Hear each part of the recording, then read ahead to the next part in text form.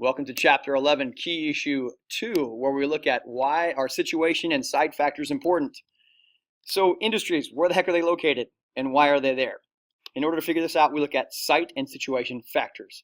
A site factor is a unique characteristic of a location. Is it on a river? Is it on a mountain? Is it in a desert? That's site factor. Or situation factors. What are the situations? How difficult is it going to be for us to transport materials to and from the factory? What's the situation? Well, if we can use a river to get there, that's going to be great. If we can use the rail systems, that's going to be great. If not, we may have problems with our situation factors. So the proximity to inputs, situation factors. The optimal plant location is near inputs if cost of transporting is high. So for example, if we've got coal, maybe that we right here, maybe right near that non-material and much. So come down to how much of this is there is. Engagement rings. Never mind, we can't check it out. I want you to look that up yourself. Engagement rings are a scam. It's a cool YouTube video because it talks about how the De Beers company pretty much bought out all the other diamond companies. And rubies used to be the most important. If you loved someone, you would buy them a ruby. Well, the De Beers Diamond Company, they formed a monopoly pretty much and promoted that if you love someone, you got to give them a diamond. So that now, anytime you get engaged or married or whatever, you're buying diamonds. This is why this guy's saying engagement rings are a scam, because really they have no intrinsic value. They're just like some rock that a company wanted you to buy. It's a cool thought when we're thinking about site and situation factors. Okay, so we're looking at some of our mineral deposits here throughout the earth, and if we're looking, so much of what we see is based in Russia and China, where they've got tons of both non-metallic and ferrous minerals. So if we're looking for resources and minerals, I mean, this is going to be a great area. Russia's always going to be in contention. China, they're stacked. Australia, they've got a lot of mineral resources. And of course, the United States and Canada, we're going to be doing pretty well too. But for example, if we're going to do diamond mines, where's a lot of controversy regarding diamonds? It's these countries in sub-Saharan Africa that are exploited by diamond companies from the United States and Europe. So you think about geopolitically in our industry chapter here, why are people having such contention over Africa? Well, diamonds is one of those reasons. Situation factors. We've talked about site factors. Situation factors. This is the proximity to markets. The optimal location for your factory is close to its customers. You consider that in a bulk gaining industry, it makes something that gains bulk. So for example, if you had some soda pop, some soft drinks like Coke, Pepsi, and all that, you want that close to your markets, because once you fill those bottles with liquid, they become a lot heavier. You don't want to transport them super long distances because that cost goes way up. That's why you'll find a lot of distribution centers with soft drinks close to major cities, because they're a bulk gaining industry, meaning they add a lot of liquid to make their product. Things that you'll find with these bulk gaining industries are fabricated metals, beverage production, which I was just talking about, and single market manufacturers. This is where they specialize in one or two customers. For example, YKK Zippers, it has factories in 6 to 8 countries, factories in 68 countries to be near its customers. Also, auto parts manufacturers, they're very close to their customers, because you're going to always need lots of auto parts. It's expensive to ship them across the country. So if you're making them in major cities, you can just get your customers whatever they want very quickly right there within the city. YKK Zippers, this is a standout in our book because they specialize in making zippers very fast, very quickly for the specific jobs that they need to make them for. And that's why they're in so many countries, because so many clothing industries depend on them. And then, of course, perishable products. You want them close to the market. That is a situation factor. Fabricated metals, what we mean by this is, it's metals that you're putting together. If you have metal in its raw form, that's one thing.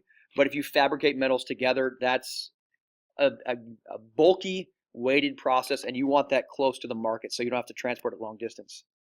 When you're shipping your stuff, there's different types of transportation.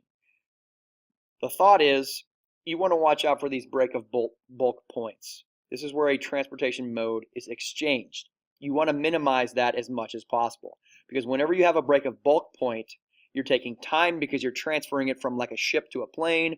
You're taking human power, because you have people that are running the machines to move the equipment from the ship to the plane. And it's just best if you can ship it all by one thing. That way you're getting it there quickly and efficiently. You're not having to change it out. Modes of transportation, you have trucks. Like, think of the United States. They're quick. They can access any road. They can go any direction, day or night. Trains, they can haul a lot of stuff. Long hauls, it's cheap, and there's no brakes needed. It just keeps going. For example, trucks, you do have to have brakes, and I'm not sure what it is. I think it's every 8 hours for your drivers, something like that. But they can't drive 10 hours. So if you're trying to ship something really quickly across country, it's going to be a little bit more expensive. Whereas trains, you can haul it a long way, no brakes, but then you still have to have a truck guy pick it up at the train station, or truck person.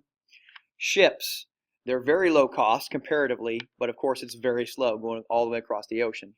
Air, it's really fast, but it's really expensive. If you have something really heavy, it's going to cost you a lot.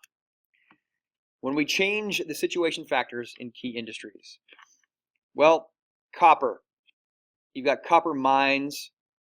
You've got them concentrated. Then they also smelt and refine it. Steel in Pennsylvania, which is over here, it used to be really big there, but it moved west because they found it was easier to access the Great Lakes. They had a lot more efficient processing there, and they had a much more malleable workforce because they weren't as ingrained in the Pennsylvania steel unions here, and that's why it moved west. And then motor vehicles. You think about where are these things being created. First it's in North America, and then we start to see Europe coming up, and of course now East Asia is a big creator of motor vehicles in these markets here. So we're looking at steel production.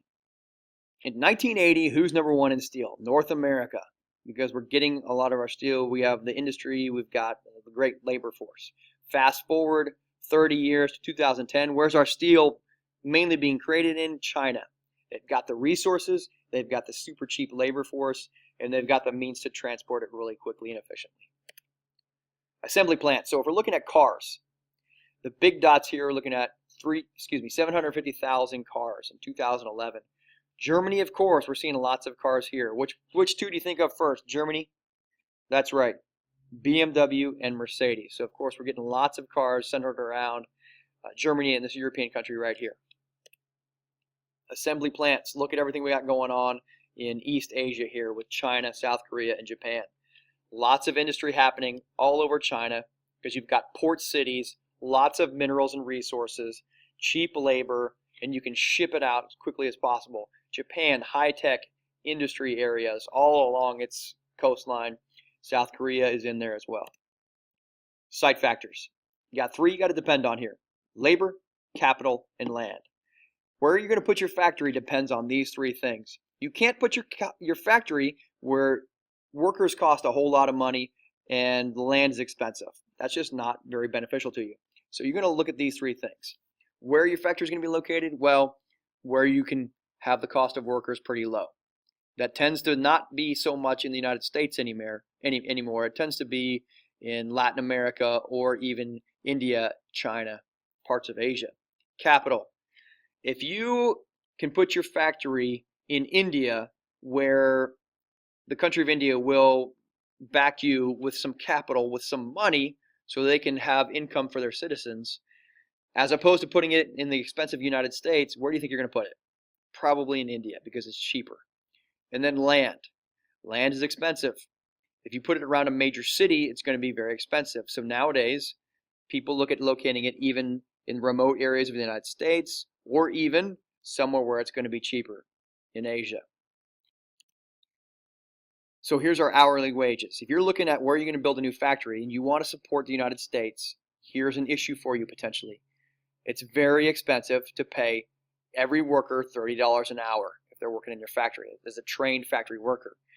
You know, if we're just going by profits, it'd be much cheaper to have our factory located in China and India, where people are working for close to $1 an hour. Everything in developed countries is going to be very expensive. Everything in up and coming or developing countries is going to save you a lot of money. I'm not saying you should go that way. I'm just saying this is the way it is right now. So textiles and apparel, changing inputs. So spinning, it's primarily done by low-wage workers in China. Whenever you're putting fabric together, China's the place to get it done because it's low-wage workers. Weaving, again, low-wage workers in China and India. And then sewing starts to be a little bit more technical, but you see a larger amount in the United States since most consumers are in developed countries. So we're still going to see the bulk of the textile clothing industry these days being done overseas in China, India, but you move over to specialized clothing items like blouses, you are going to see a lot of sewing still being done in the United States. Brazil, of course, one of the BRIC countries, big time in the textile production. And that's our look at Chapter 11, Key Issue 2.